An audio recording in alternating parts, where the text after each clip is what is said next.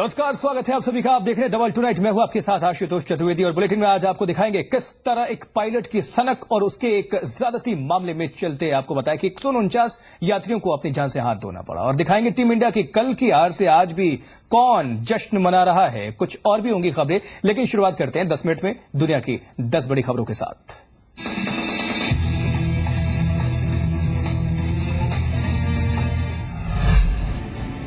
पाकिस्तान के कराची शहर के कुवैदाबाद इलाके में एक बस अड्डे के करीब हुए धमाके में 2 पुलिसकर्मियों की मौत हो गई, जबकि 13 लोग जख्मी हुए हैं। घायलों में भी ज्यादातर पुलिस के जवान हैं। कराची पुलिस के मुताबिक विस्फोटकों से लदी एक मोटरसाइकिल में उस समय धमाका हुआ जब सिंध पुलिस की विशेष सुरक्षा इकाई की एक बस वहां से गुजरी। विस्फोट के वक्त बस में लगभग 50 पुलिसकर्मी सवार थे। रज़ाकाबाद से अपनी ड्यूटी के लिए जवान आ रहे थे जो बिलाल हाउस जाते हैं, ठीक है। इधर पहुंचे थे, बस मोटरसाइकिल खड़ी थी, जिससे धमाका हुआ है। 2 जवान शहीद हैं, जो 13 जख्मी हैं। धमाके के बाद राहत टीम को भेजा गया और घायलों को इलाज के लिए जिन्ना मेडिकल सेंटर ले जाया गया। शुक्रवार सुबह हुए धमाके के बाद इलाके के लोगों में दहशत फैल गई और विस्फोट में कई गाड़ियों को भी नुकसान पहुंचा है। हालांकि अभी तक किसी भी संगठन ने इस हमले की जिम्मेदारी नहीं ली है। सिंध प्रांत की राजधानी कराची में ये पहली बार नहीं है कि जब पुलिस और रेंजर्स के जवानों को निशाना बनाया गया हो। इससे पहले भी आतंकवाद के खिलाफ लड़ते वक्त सुरक्षा कर्मियों को निशाना बनाया गया है, जिसमें कई सुरक्षा कर्मियों को अपनी जान भी गंवानी पड़ी है।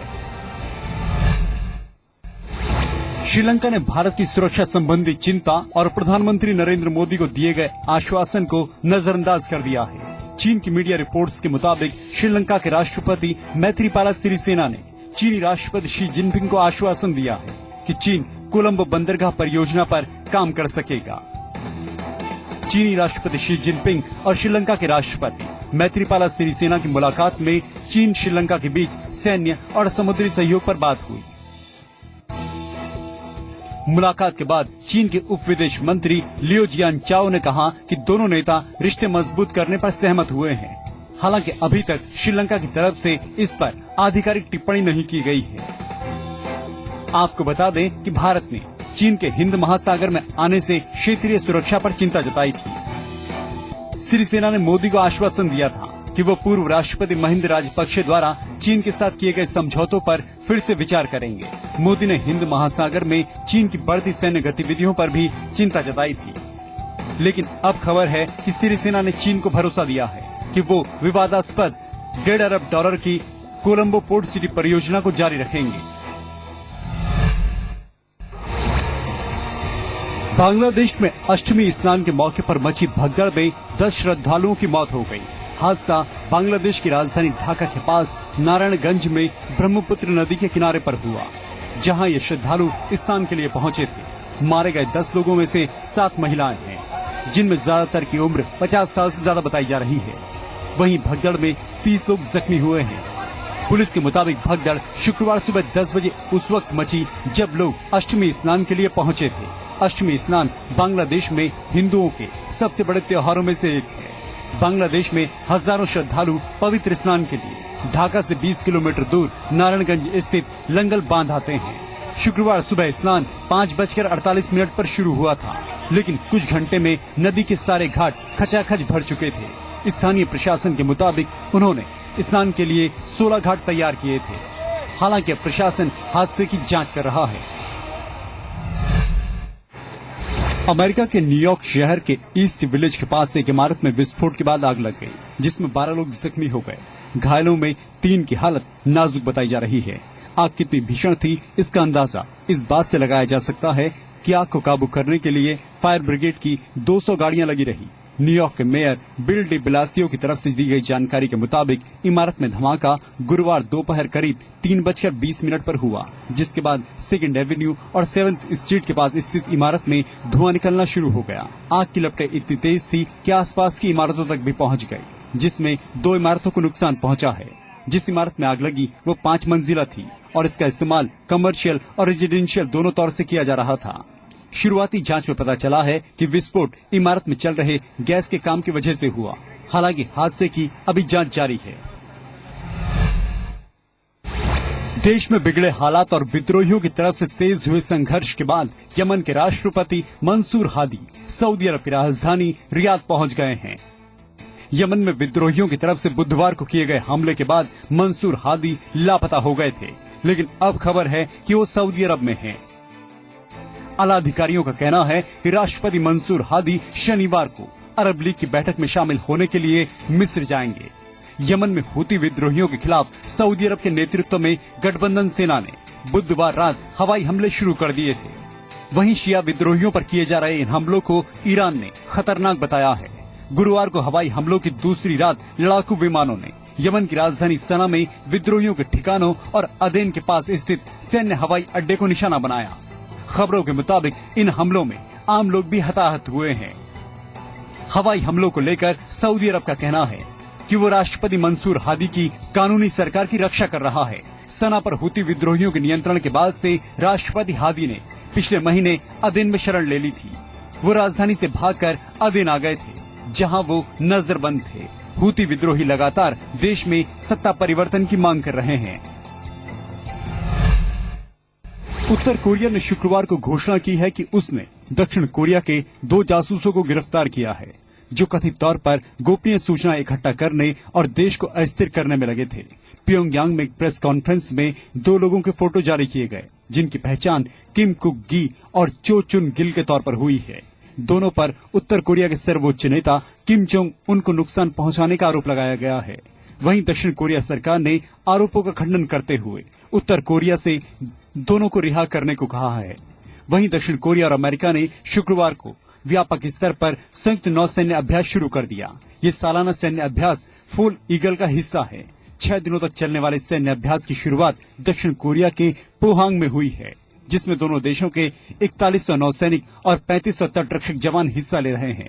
ये सैन्य अभ्यास 1 अप्रैल तक चलेगा। उत्तर कोरिया हमेशा इस तरह के संयुक्त सैन्य अभ्यास पर ऐतराज जताता रहा है।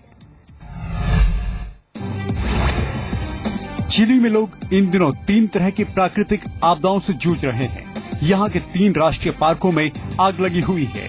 हजारों साल पुराने पार्कों का ज्यादातर हिस्सा जल रहा है।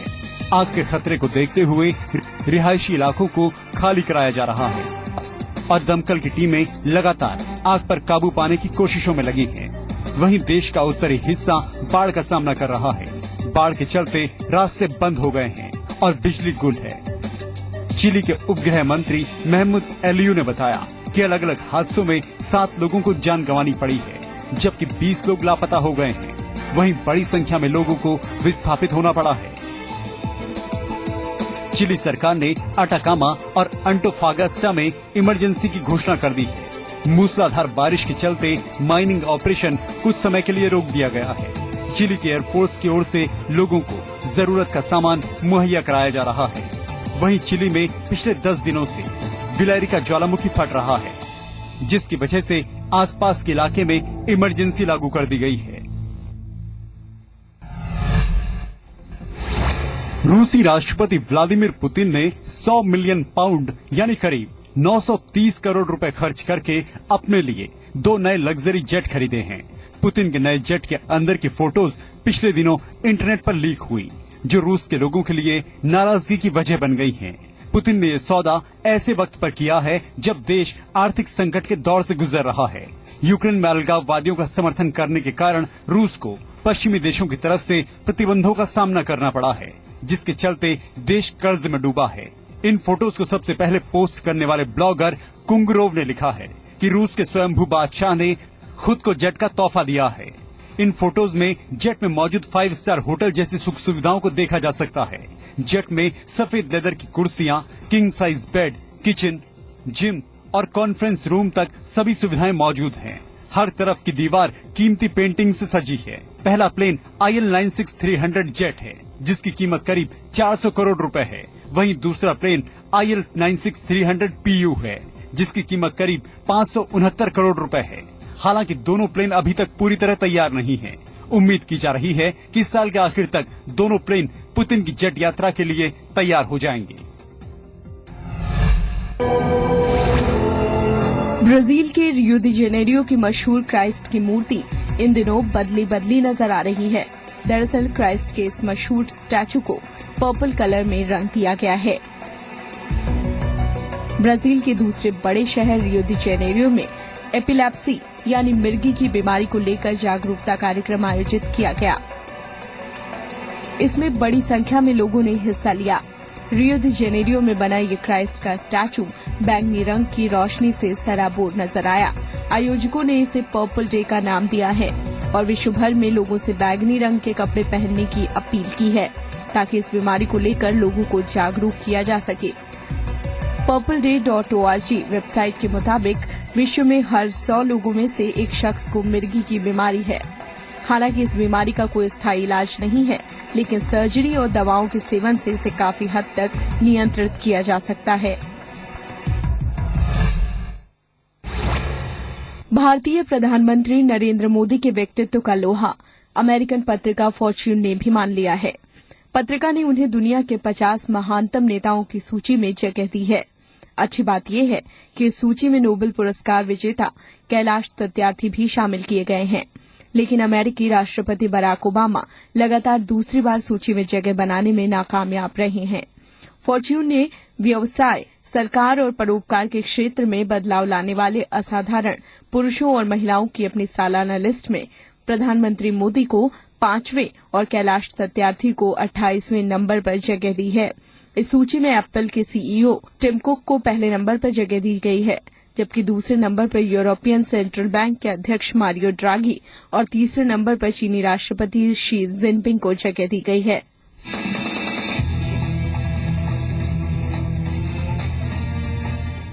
और अब बुलेटिन में बात उस सबसे खतरनाक विमान क्रैश की जिसकी वजह से सुनकर पूरी दुनिया हैरान रह गई है। जी हां, विमान में सवार कुल 149 लोगों की जान महज इसलिए चली गई कि विमान का को पायलट एक सनकी और डिप्रेसिव इंसान था।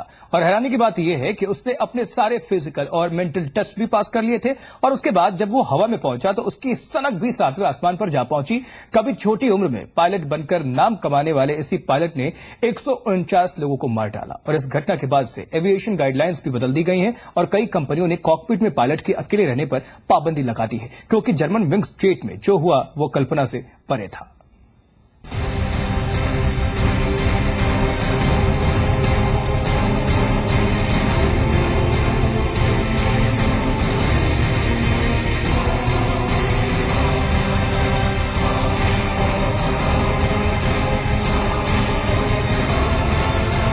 एक इंसान की सनक उसे कहां तक पहुंचा सकती है? शायद इस हद तक कि वो अपनी जान अपने हाथों से ले ले, या फिर इस हद तक कि वो दूसरों की जान लेना खिलवाड़ समझ बैठे। कुछ ऐसा ही हुआ है जर्मनी के पायलट एंड्रियास ल्यूबिट्स के साथ, जिसने अपनी खराब दिमागी हालत और सनक के चलते कुल 150 लोगों को मौत के घाट उतार दिया। Il est seul aux commandes de cet avion Airbus A320 que le copilote Airbus A320 को अकेले ही नियंत्रित कर रहे को पायलट ने फ्लाइट मॉनिटरिंग सिस्टम की बटनों को मैनिपुलेट किया ताकि विमान नीचे चला जाए। इस तरह के काम को सोच विचार कर ही किया जा सकता है। sélectionneur d'altitude ne peut être que volontaire। French Alps में मंगलवार को क्रैश हुए जर्मन विंग्स जेट के साथ जो कुछ भी हुआ वो बेहद डरावना था। प्लेन के ही को पायलट एंड्रियास ल्यूबिट्स ने खुद को कॉकपिट में बंद कर लिया और फिर डिसेंडिंग की बटन दबाकर 32,000 फीट की ऊंचाई पर उड़ रहे विमान को मिनटों में फ्रेंच एल्प्स की पहाड़ियों में दफन कर दिया। शुरू में आशंका जताई गई थी कि ये आतंकी कारनामा भी हो सकता है, लेकिन अब इस बात से इनकार किया जा चुका है।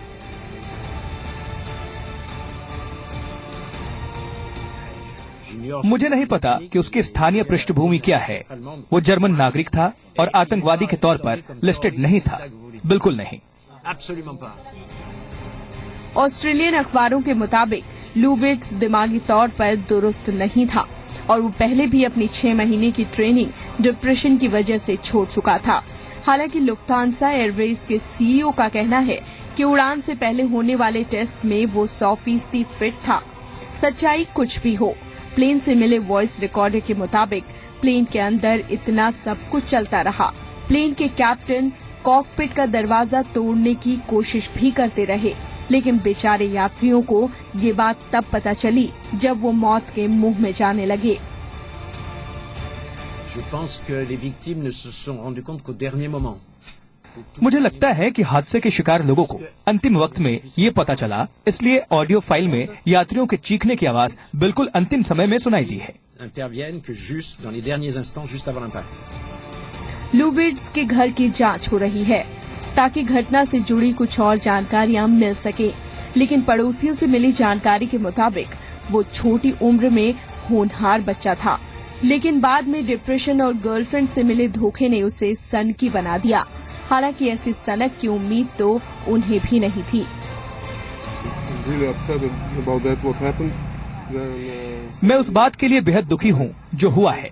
महज एक इंसान की वजह से इतने सारे लोग मारे गए हैं जो इतना डिप्रेस था कि वो अपनी जान लेना चाहता था, और 150 लोगों की भी। ये डरावना है।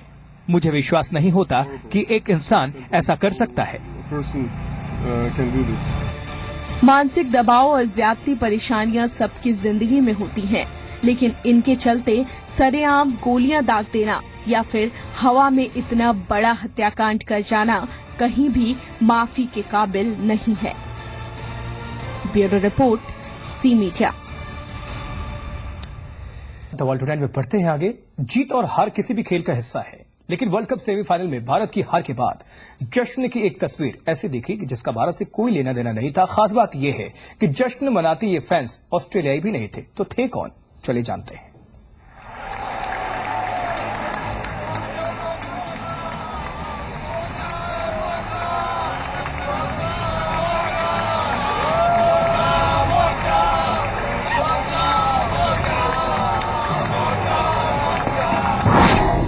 वर्ल्ड कप सेमीफाइनल में ऑस्ट्रेलिया से टीम इंडिया को मिली हार के बाद जश्न मनाते क्रिकेट फैंस की ऐसी तस्वीरें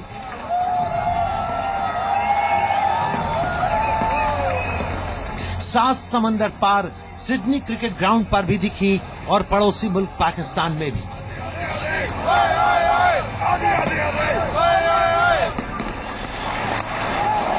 वर्ल्ड कप में भारत की हार पर पाकिस्तानी फैंस ने ऐसा जश्न मनाया मानो टीम इंडिया को हराने वाली टीम ऑस्ट्रेलिया नहीं बल्कि पाकिस्तान से रही हो। इधर दिल रो रहे थे तो उधर जश्न मन रहा था। खुशी हुई है कि वो हार गए हैं। गरूर का तो सर नीचा होता है हमेशा। बहुत ज्यादा खुशी हुई है, वो फाइनल में नहीं गया और वो हार गया। इंडिया के आने पे बहुत खुशी हुई, स्पेशली विराट कोहली के आउट होने पे हमें बहुत ज्यादा खुशी। बड़ी खुशी हुई है। इंडिया वर्ल्ड कप से बाहर निकल गया, बहुत मजा आया है। दरअसल सेमीफाइनल से पहले जैसा प्रदर्शन वर्ल्ड कप में टीम इंडिया का रहा था, किसी को भी इस बात की उम्मीद नहीं थी कि कंगारुओं के खिलाफ धोनी ब्रिगेड इतनी आसानी से घुटने टेक देगी। उस पर पाकिस्तानी क्रिकेट फैंस के जख्मों पर भारत की हर जीत के साथ मौका ऐड नमक छिड़क देता था। शायद यही वजह रही कि इधर टीम इंडिया को वर्ल्ड कप सेमीफाइनल में मात मिली तो उधर पाकिस्तानी फैंस ने भी राहत की सांस ली कि अब क्रिकेट की बादशाहत को फिर से हासिल करने का टीम इंडिया का मौका उनसे छिन गया है।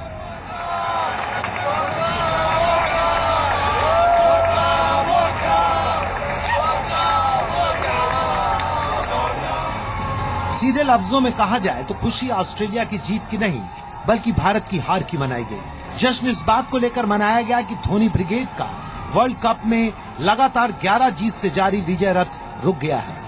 पाकिस्तानी क्रिकेट फैंस ये बात भूल गए कि टीम इंडिया किस्मत के भरोसे नहीं बल्कि शानदार प्रदर्शन के दम पर ही सेमीफाइनल खेल रही थी और जीत के इस कारवां में धोनी ब्रिगेड से 2 बार हारने वाली एक टीम पाकिस्तान की भी रही थी। वर्ल्ड कप में टीम इंडिया की हार के बाद भारतीय फैंस मायूस जरूर हैं, लेकिन उन्हें धोनी ब्रिगेड के प्रदर्शन पर गर्व भी है। हार जीत तो खेल का हिस्सा है, लेकिन भारत की हार पर जैसे पाकिस्तानी फैंस ने जश्न मनाया वो उनकी कोरी भड़ास कही जा सकती है। सिडनी से अदिति त्यागी के साथ ब्यूरो रिपोर्ट, सी मीडिया।